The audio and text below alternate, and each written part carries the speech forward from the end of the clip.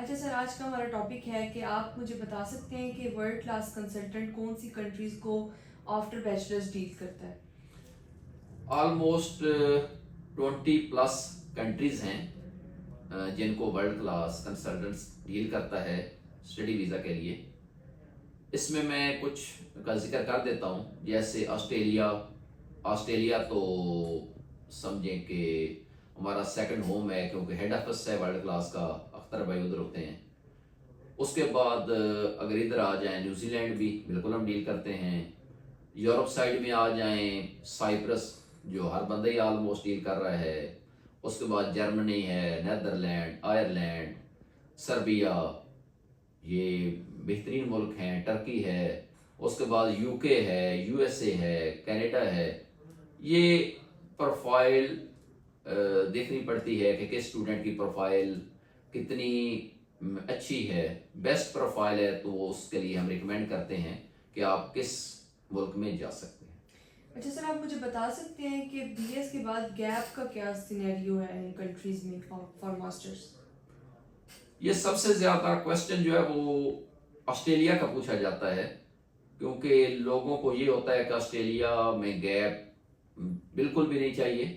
लेकिन after bachelor अगर जिसने बीएस कर रखा है तो 2 साल 3 साल तक गैप एक्सेप्टेबल है।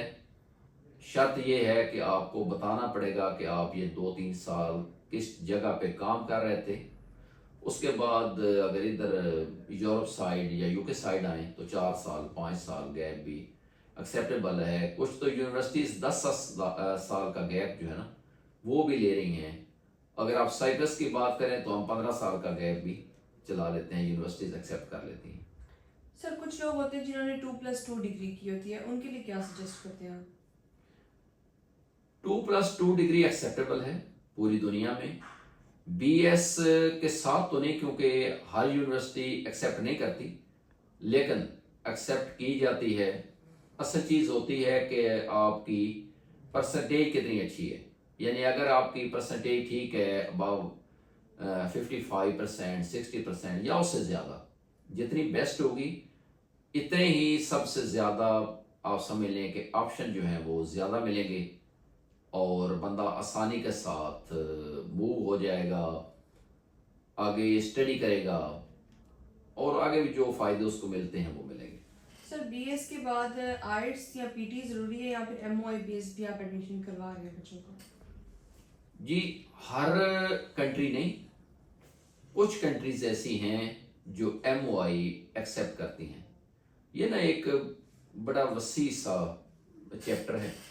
समझे जैसे यूके है, यूके में काफ़ी यूनिवर्सिटीज़ हैं जो एमओआई को एक्सेप्ट करती हैं और वीज़े भी ग्रांट स्टूडेंट्स के हुए हैं, हो रहे हैं।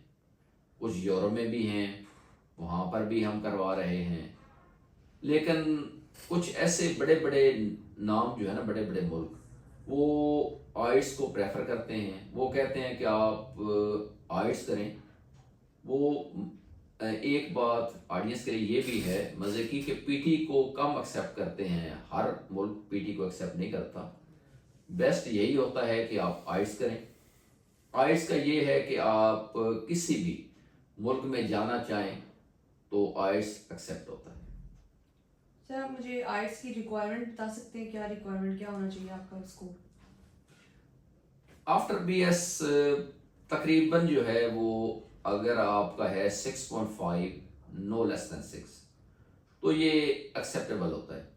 बहुत कम यूनिवर्सिटीज़ ऐसी हैं जो कहती हैं कि आपके 7 बैंड होने चाहिए या 7.5 होने चाहिए। लेकिन ऑलमोस्ट एक नॉर्मल जो क्राइटेरिया समझ लें, अगर आपके 6.5 नो लेस देन 6 आए हैं तो ये अनफ है।